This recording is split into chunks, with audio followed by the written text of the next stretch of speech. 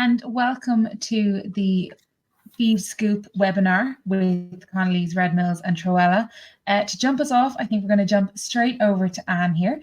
So Anne, would you like to kick us all off? No problem. Good evening, everyone. On behalf of Treo Eile, I'd like to welcome you all here to the first of our series of webinars delivered to us by Connolly's, Red Mills. Just to let you know a little bit about Treo Eile. Treo Eile was founded in 2020. It's a not-for-profit organisation, and our mission is to connect, support and promote the retraining of thoroughbreds. To date, we have over 600 thoroughbreds on our register that we know of that are out there and active, and this is a very positive trajectory. We're still in our early years, but we're very fortunate to have the support of so many within the thoroughbred industry and also associated business, similar to Red Mills. What is very relevant with tonight's webinar, the Feed Scoop, is that all three members of the Connolly's Red Mills team that contacted us about the webinars. So we've Jane Davis, we've Sarah Darker and Nicole Groyer. They all ride thoroughbreds. So they all come with that background knowledge of transitioning a thoroughbred to a second career. So without further ado, I'd like you to sit back, enjoy the webinar, enjoy the information you're going to pick up, and I'll hand you over to Sarah and to Nicole. Thank you very much, Anne. Yeah, I suppose Connolly's Red Mills is a name that is fairly well known within the equine industry, particularly here in Ireland. But our whole thing is we're a fifth generation family business. From day one, we've been so committed to quality and the quality of our ingredients, the quality of our products. But one of the pieces of our business that we're so proud of is our expert nutrition team. So they are an invaluable resource for horse owners, regardless of what type of horse you have. If there's any questions, any sort of struggles that you're having, our expert nutrition team are on hand and they are more than willing to help. So we're absolutely delighted to be able to host these series of webinars with Treo Eile. Like Anne said, we all do have a bit of a soft spot in our hearts for thoroughbreds. So it's a fantastic opportunity to be able to do this. We're delighted to have Nicole Groyer here with us. Nicole has so much experience gathered up with thoroughbreds from conception the whole way through to their second career. So a wealth of knowledge to be able to, I suppose, support Treo Eile members. And hopefully there'll be plenty in this that will be of help. Like Anne mentioned, this is going to be a series. So what we're doing today is we're starting right back at the basics, getting the basics of feeding, getting the basic knowledge that will help you to support your thoroughbred when they are transitioning into their second career. And from there, as the webinars go on, we will start looking towards, preparing your horses for competition. If there's any little issues that you want support with, any of those sort of thing, question and answer sessions, we want this to be the best possible resource for all of those owners of thoroughbreds, especially in their second career. So that's the plan for this. Without further ado, I will hand this over to Nicole. If there's any products or anything that are mentioned, we will make sure to link all of those in the descriptions so that you'll be able to find that. But Nicole, thank you very much. And would you like to take over? Yeah, so hi everybody, my name's Nicole and I'll be bringing you through this evening's webinar. So this is part of a series of 3 webinars and today's focus is all on the basics. So like any professional athlete, the diet of the racehorse in training is high in energy and it has to be carefully planned, managed in order to perform at the highest level. However, once their workload, their energy requirements change, so will their feed requirements. So an ex-racehorse coming out of training has not only to be accustomed to his new home, his routine, but also now to different feeding practices, now that his career has changed. So a racehorse in full training will be getting approximately between 6 and 8 kilos of feed a day. This is usually a high energy grain-based feed. So in general, a racehorse will consume large amounts of concentrates and small amounts of forage. Now, every yard is different and they have different feeding practices. So it's important to bear that in mind.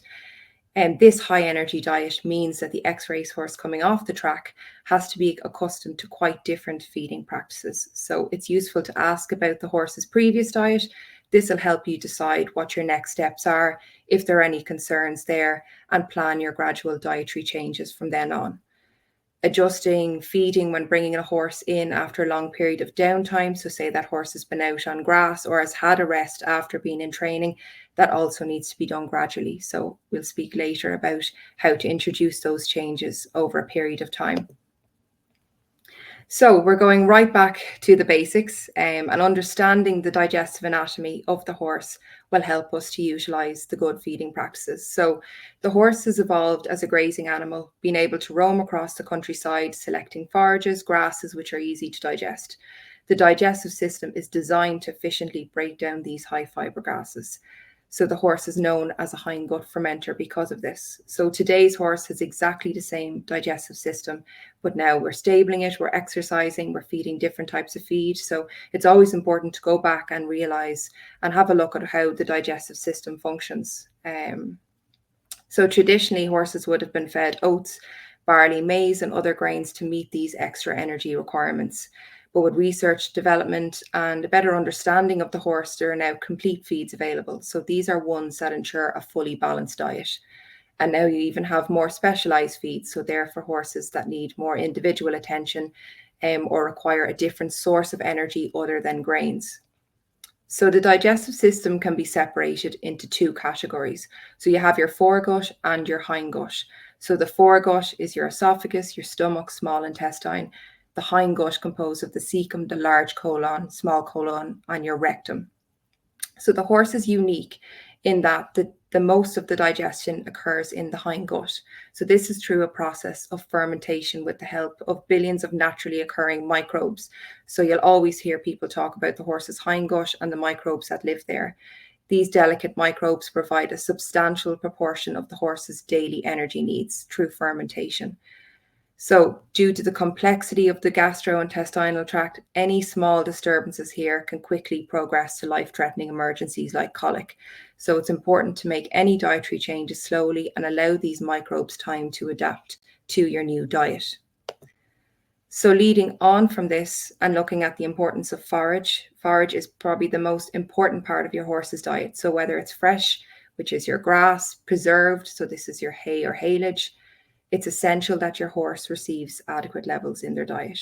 So as trickle feeders, good levels of dietary fiber are essential for maintaining that healthy digestive system. So in the wild, the horses would be grazing up to 18 hours a day.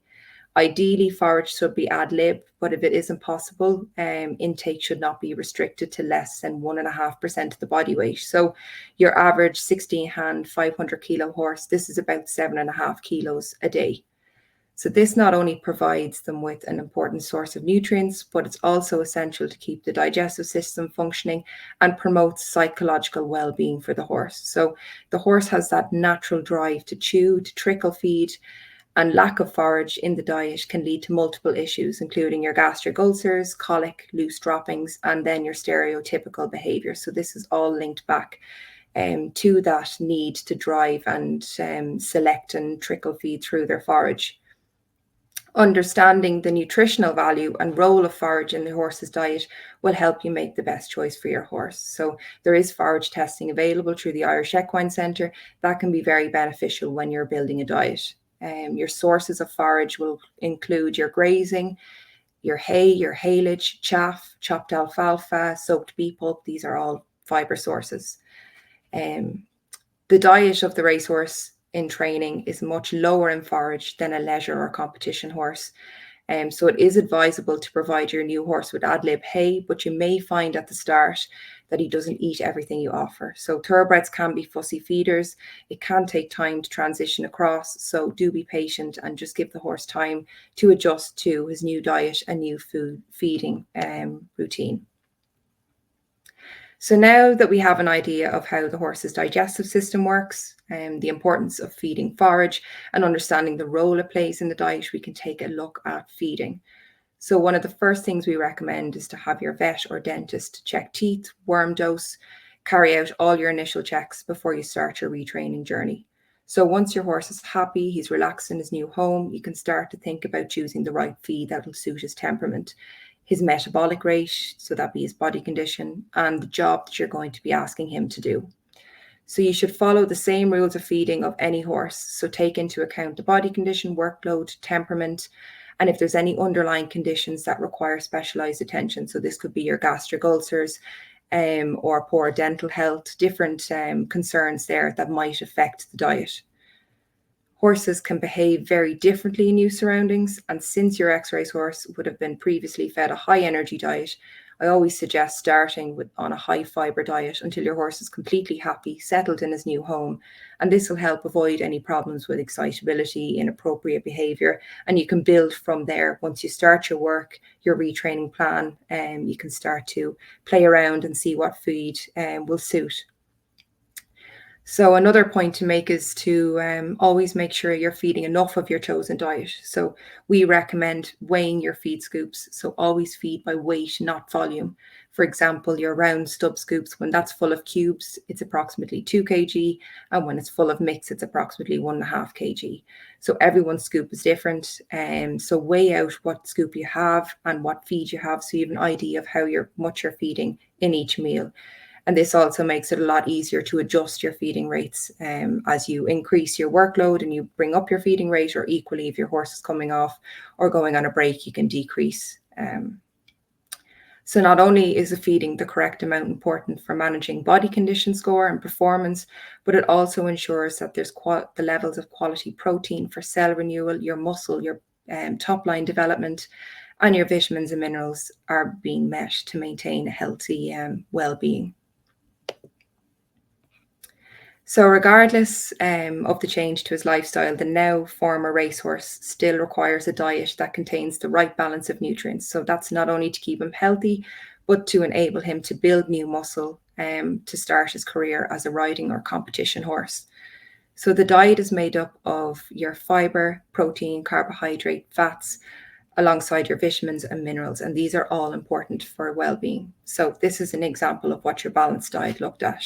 Fiber being your primary energy source, your complete feed adds your calories, your protein, vitamin, minerals, and not to forget water. That's an important part of the diet.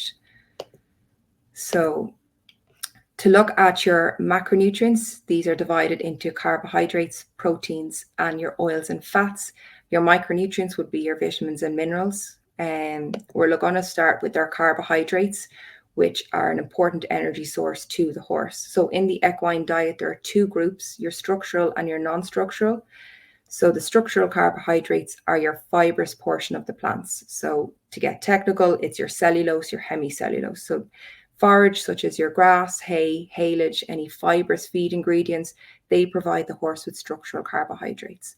These are broken down in the hindgut by the help of the microbes that live there, and they break that down into a usable form of energy to the horse.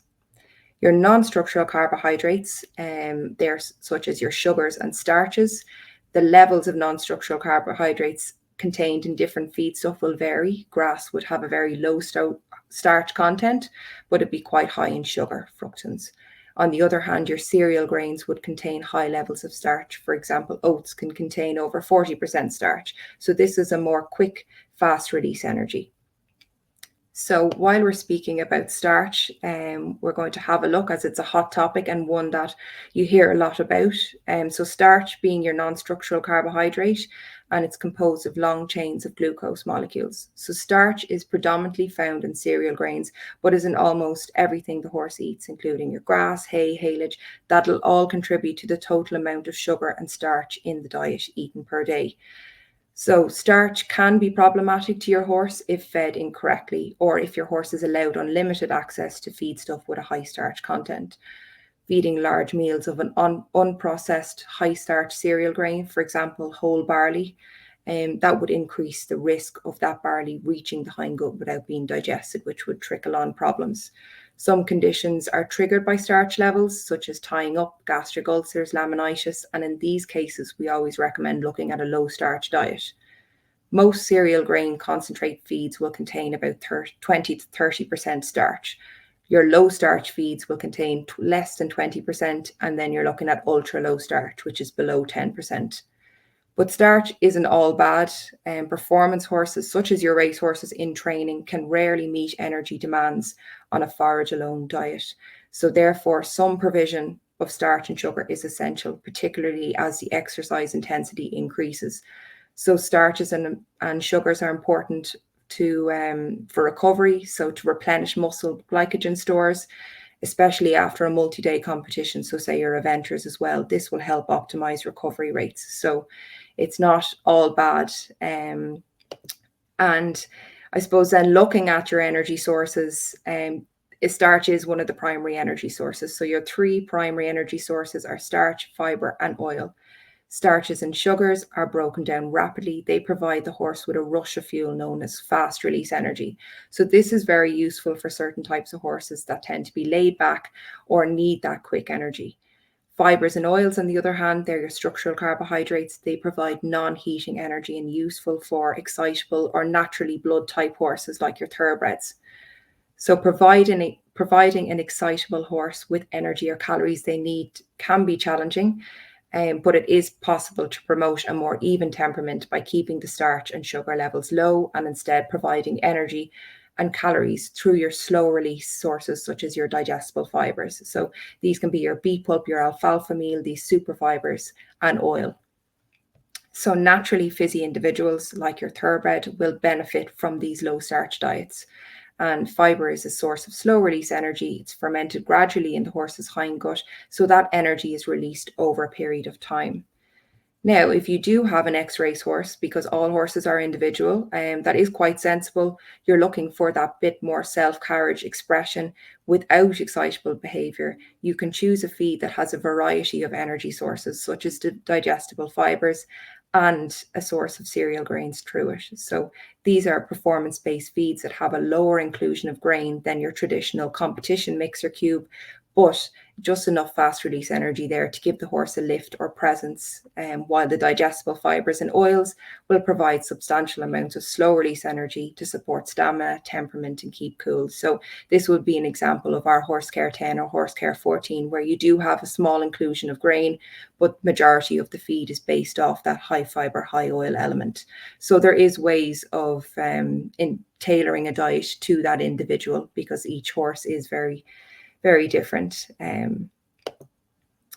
So as horse owners, we're almost preconditioned to know that feeding oil to our horse is a good idea. So when discussing oils, you'll hear a lot about omega-3, omega-6. These are your fatty acids and they're important inclusions in the diet. So your omega-3 is that anti-inflammatory response in the body and has positive health benefits. Your omega-6 fatty acids, they aid the pro-inflammatory response. So the horse will get their omega-3, omega-6 naturally through fresh grass. There are many benefits to feeding oil to horses. The energy content is actually greater than that of cereals. However, it's non-heating, so it's absolutely ideal for these more blood type horses that have that extra energy already there. So horses that are in hard work, have a reduced appetite, suffer from any metabolic conditions such as laminitis, they can benefit from an inclusion of oil in the diet. Oil is great for skin, coat, respiratory health, digestive health, gastric ulcers, joint, fertility, the list goes on. It's a really nice supplement to include in the diet. And here's a graph just showing the omega-3, omega-6 ratios. So your linseed oil, which is also known as flaxseed oil, and when emulsified, you'll probably be familiar with the Kentucky Karen oil. This has your best omega-3, omega-6 ratio. So linseed oil is a great source of both omega-3, omega-6 in the correct ratio, which is the same as fresh pasture grass. So even horses over the winter are being stabled, adding that oil to the diet when they mightn't have access to grazing is very beneficial. So then looking at protein, protein is an important nutrient for all horses and supplies the building blocks of growth, cell repair, and muscle development. So contrary to popular belief, it's not responsible for excitability or nervousness in the horse.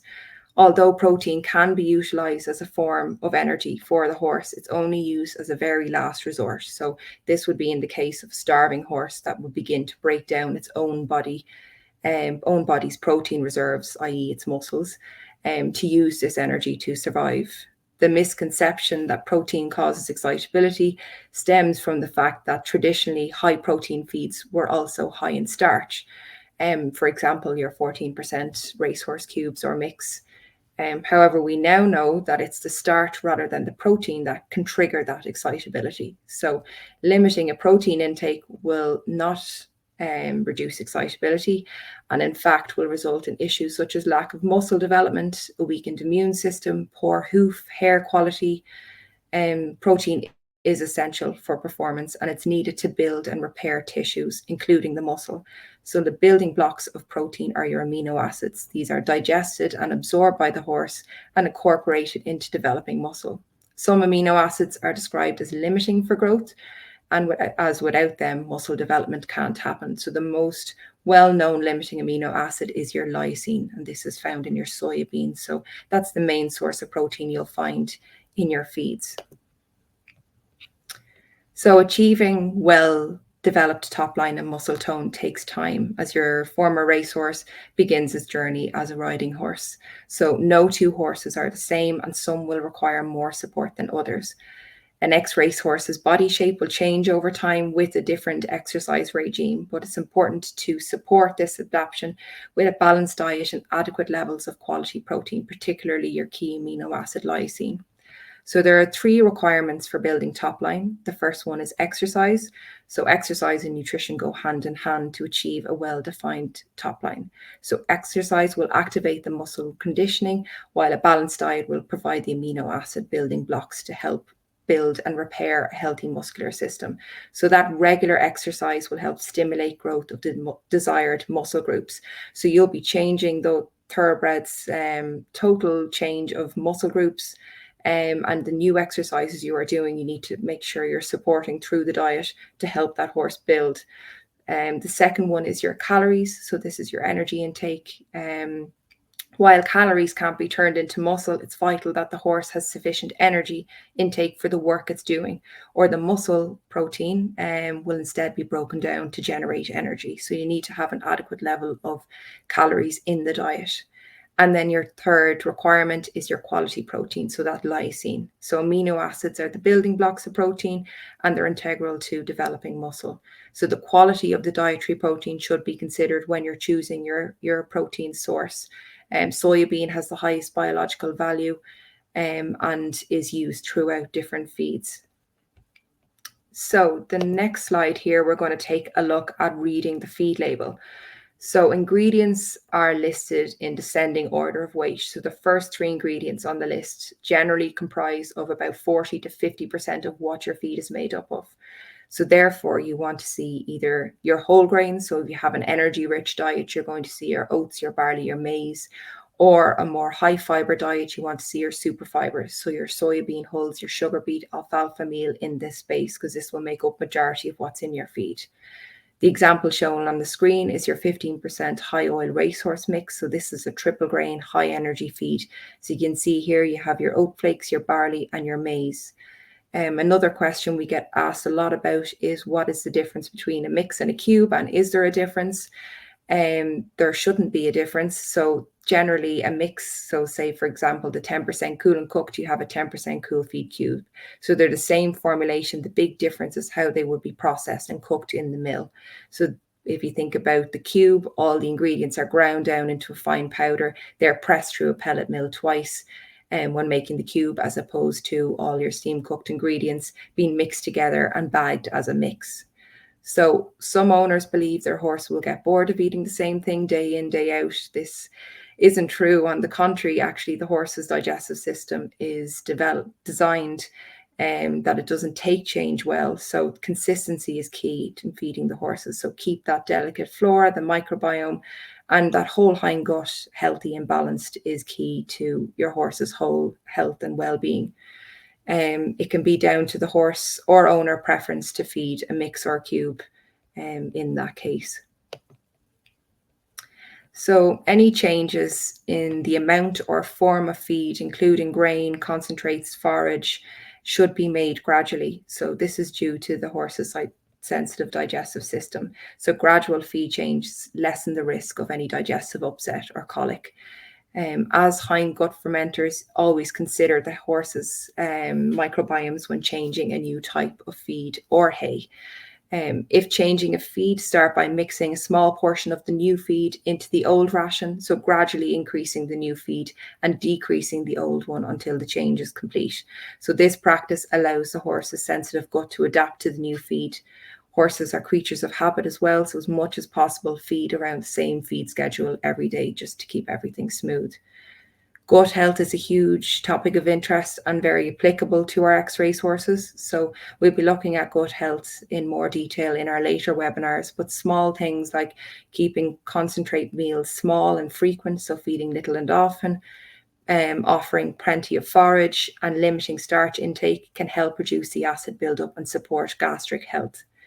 If your horse is especially prone to digestive issues, then adding a digestive health supplement, we have the NutriGuard, to their diet can be very beneficial, especially at a time of stress or when their diet is changing or their whole routine is changing. It can help just keep digestive issues at bay.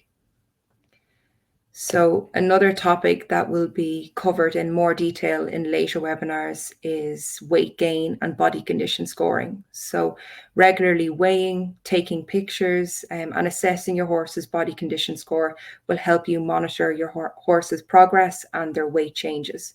So examining your horse's body condition can be quite subjective. So your idea of thin or fat can be very different to someone else's. For this reason, the system known as the body condition scoring provides us with a simple, repeatable, and a consistent way of monitoring the amount of fat a horse is carrying and help us to differentiate between muscle development and fat accumulation. So many excitable horses are poor doers and they tend to burn off more energy than laid back individuals. So the first step to addressing any unwanted weight loss is to determine possible causes. So parasite burden, poor dental condition, equine gastric ulcer syndrome, just to have all of that looked at ahead of your dietary changes. So simply put, weight loss occurs due to a negative energy balance. So a horse will maintain condition when the calorie intake matches the horse's energy output. So if your horse is using up more energy than it's taking in, the balance will shift and the horse will start to lose weight. So calories for weight gain and calories for energy are the same thing. So for an ex-race horse who's naturally excitable, you want to increase, for example, the oil or the fiber content of your diet to increase your calorie levels, unless you want more energy. So it's that fine balance of finding which feed and what type of energy source suits your horse best. Our Define and Shine pellets, these are small concentrate pellets, and they can be added to an existing diet to provide an extra source of calories while keeping the meal size small. So this won't add any excess fizz to the diet. And when discussing weight gain, it takes at least 3 to 4 weeks for horse owners to notice a noticeable change in weight. So again, it's really important to be patient with your ex-race horse. These things take time. And then looking at feeding for temperament. So although diet alone can change your horse's actual temperament, it can have a significant effect on their behavior.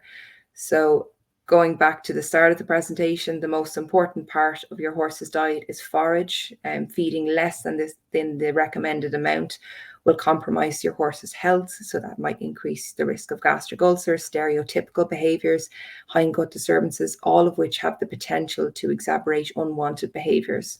So the nutritional value of your hay will largely depend on when it's cut. So a late cut hay tends to have lower digestible energy than an early cut hay. So this makes it a popular choice for horses that are prone to hotting up. When looking at your haylage, a high fiber haylage will be more suitable for an anxious, sharp individual than an early cut rye haylage. So that's something to bear in mind. And when choosing your feed, for horses that are prone to being overly excitable or anxious, look for a feed that contains controlled levels of starch and sugar.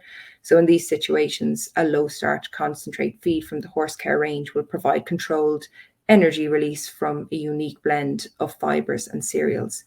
So if you've already made all these changes to your horse's diet, you're managing their exercise levels, and environment to help minimize stress, anxiety, or excitability, then it might be worth considering a specific calming supplement. So there's a high number of calmers on the market, and it's important to note that when you're making your choice, that some calmers are based on one single ingredient. So for example, your magnesium is the most popular.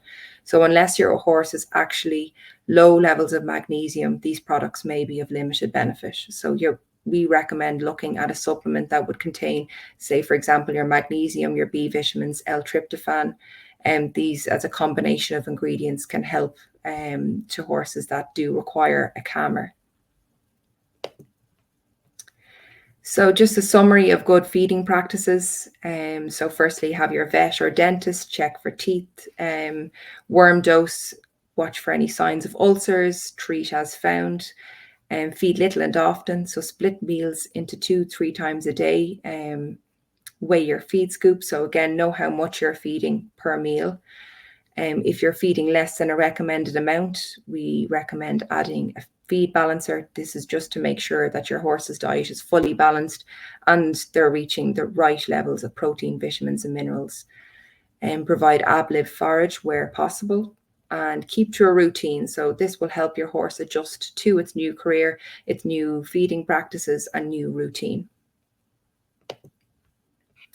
So I hope you enjoyed this evening's webinar, and thank you very much for joining. We'll be back with the next webinar on feeding the performance thoroughbred, where we'll delve into more detail about the competition horse and the limiting factors around your gastric ulcers, the whole piece on gut health, temperament. In the meantime, if you've any questions about your ex-racehorse's diet, or you're looking for more tailored individual advice, please get in touch with the Red Mills team by the Ask Our Expert forums, or ringing into the office. And then the Treo Eile team are there. They have a list of retrainers who have vast experience and have gone through the whole retraining process, so they can offer advice as well and help support you on your retraining journey. So be patient. It can take time, but when it comes together, it's very rewarding.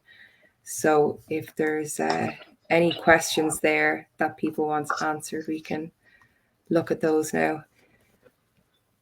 There have been a few that have kind of come in, but listening along as we were, that was fantastic, Nicole. So thank you very much for that. First of all, there is comments coming in saying that as well.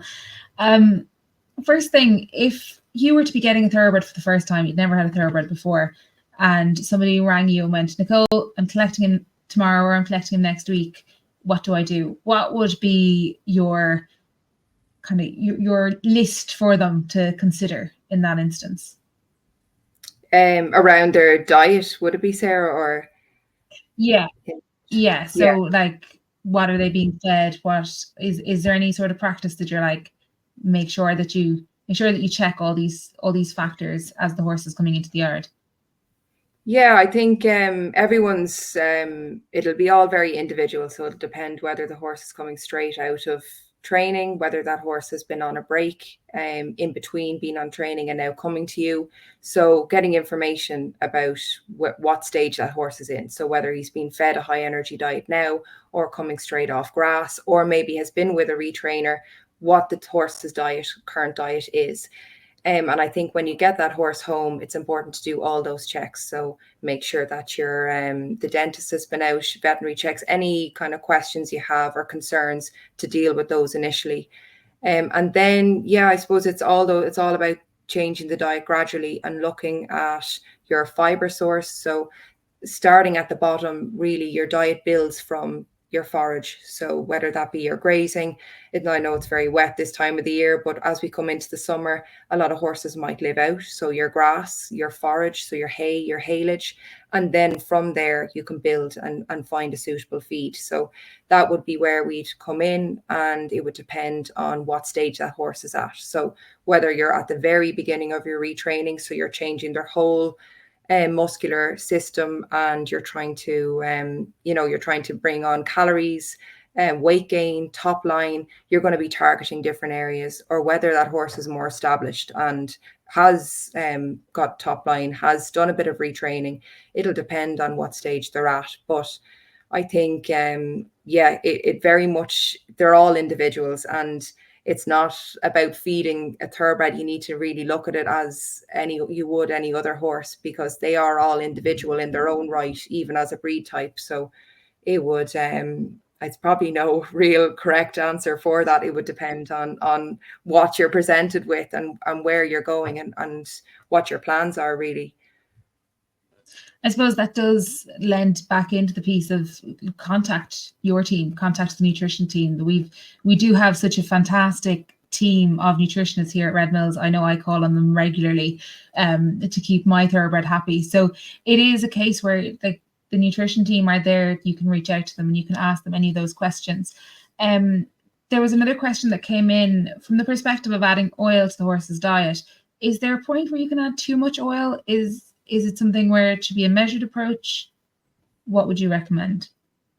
Yeah, so like everything I've discussed there, everything has to be done gradually. So you can, I suppose, even oil, you introduce that really gradually. So I suppose when you're feeding kind of your top level oil when the droppings become greasy or it goes through the system. Now, your maintenance dose of oil is about 60 mils.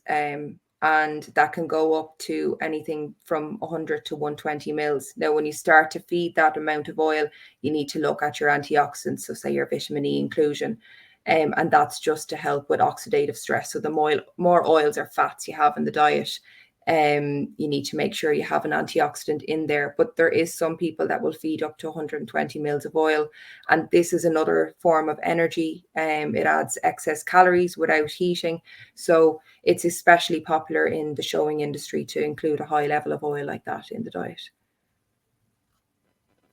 Another thing you mentioned was define and shine. There seems to be a little bit of confusion sometimes as what's the difference between define and shine and then a balancer like our Performa Care balancer.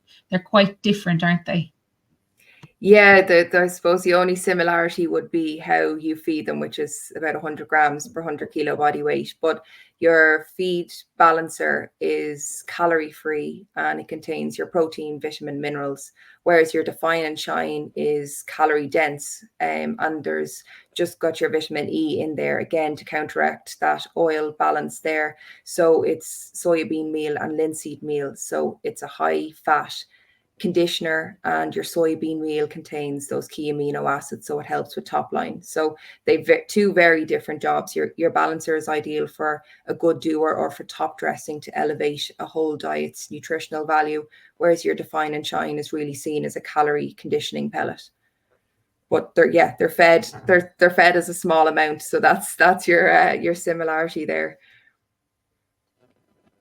There's also been a question that's just come in about somebody's looking to feed to get a kind of a fuller hind end. Is it a case where you can kind of feed for particular muscle groups or muscle areas, or is that where the training and that side comes in? Yeah, it would be, I suppose, exercise and nutrition go hand in hand. So to target your top line, if that's the whole hind end and over the back or that muscle behind the saddle, you'll need to do those sort of exercise that will stimulate those muscle groups. And once it's like going to the gym and working your biceps. So you're targeting those muscle groups and you're exercising them. And then you want to supply the protein in your diet and enabling that to build up and develop and get stronger. So it's very hard to target individually one muscle group, but if you can do exercises or work with your trainer to target that area, then your diet should then supply the protein to help build that. Just to go back to the regular body conditioning piece, there is, like we would say, if you can do it regularly, keep a note of it. So I know a lot of different people will say, but kind of anything 2 weeks to every month, if you go out and body condition score your horse, take pictures of it, take a note. It's actually really rewarding when you have done all the work on your horse to be able to look back. I actually really regret I didn't take enough pictures of my mare when I got her first. And now I'm looking at her, I'm like, she looks fantastic. There's been so much done. And I'd nearly like to have the pictures to go back to. But it is that thing of when you're putting so much work in, you're looking every day, you're looking at the same horse every day, but there are all these minor changes. And it is really, really satisfying as a horse owner to be able to see that work coming into into fruition, I suppose.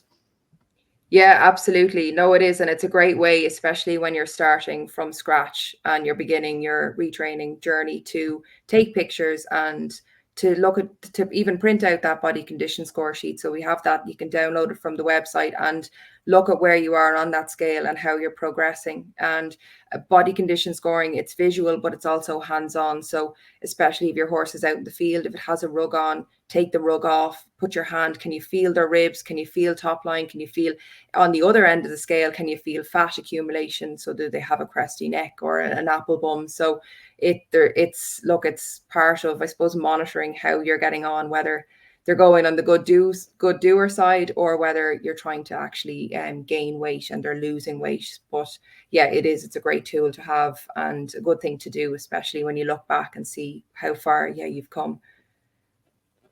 Yeah. And then one final question there. There's somebody who's saying that their horse tends to lose weight very, very quickly. Is there any sort of advice that you'd give them, or is that a case where they need to go in and talk to the expert nutrition team? Yeah, so I suppose the best thing to do probably would be contact us and we can go through all about that horse, what they're doing and what life stage they're at, workload, and whether it's the same time of year they lose weight or not, and what their current diet is. So there's ways around making sure they have enough calories there that they don't lose the weight. So yeah, it would be very much individual to that horse. So if that person would like to go in on the Ask Our Expert form, they'll fill in details all about that horse, what their current diet is and what they're doing and their concerns. And we can take a look at everything as a whole. So that'll be then it'll be more tailored to that individual. Fantastic. Well, we do have on our Instagram, if you go to the link in our bio, there is an Ask the Experts link there, so you'll be able to get to it directly. You can find it on our website. Depending on what platform you're watching this podcast on, we'll have the Ask the Experts function linked. It is like I cannot stress how valuable it is as a resource to have. And we're delighted to be able to be joining up with Treo Eile to make sure that Treo Eile's members are getting access to that resource, because like Nicole says, all of our thoroughbreds are so individual, and it's fantastic to be able to support them in that transition. So they are, Sam Watson says it the best, where he's saying they go from one athlete to another, and that is the case where they've been such a great athlete in their previous career and we're now just pivoting that. But to do that properly, we do need to make sure that we're giving them the support, we're giving them the physio support, we're giving them the nutrition support. There's so much that goes into it. We're kind of preaching to the choir here, and that everyone here does know quite how much goes into keeping our thoroughbreds happy and healthy and looking and feeling their best. But thank you so much, Nicole, for that. That was a really, really informative piece. We will be having more of these, and we will be discussing a whole range of extra topics. So if anybody has any particular queries that they would like us to cover in future ones, please do let us know. But we are going to have a look at kind of aiming our thoroughbreds towards those more performance pieces as the summer goes on, and as we get closer to really exciting milestones like Dublin. But yeah, that was absolutely fantastic, Nicole. Thank you very much. And I will hand over to you. Thank you very much, Sarah. And Nicole, thanks a million for that. A big thank you for the webinar this evening. I mean, it was just so informative. I think there was plenty learned. And yeah, I'll just reiterate, Sarah, that people, when you're sitting there and you're thinking, I'm never going to remember all that, it will be available. And they're all resources to help people with their thoroughbreds. I think one of the main things I think it's come across tonight as well is that no matter where you are with your thoroughbred, help is just a phone call away. So I remember when I had my thoroughbred, it's just you were afraid to say you had a thoroughbred. Now it's brilliant to be able to go out and promote the fact you have a thoroughbred and be really proud of them. And well, like one of the pillars in our mission is to support, and we are there to support everyone, and the likes of Connolly's Red Mills as well. Everyone wants to see you succeed with your thoroughbred. So if it's a matter that you want help, and no matter what element of your retraining, please always just lift the phone and ring Treo Eile or ring Red Mills regarding the feeding and the nutrition. We will always be there to help you.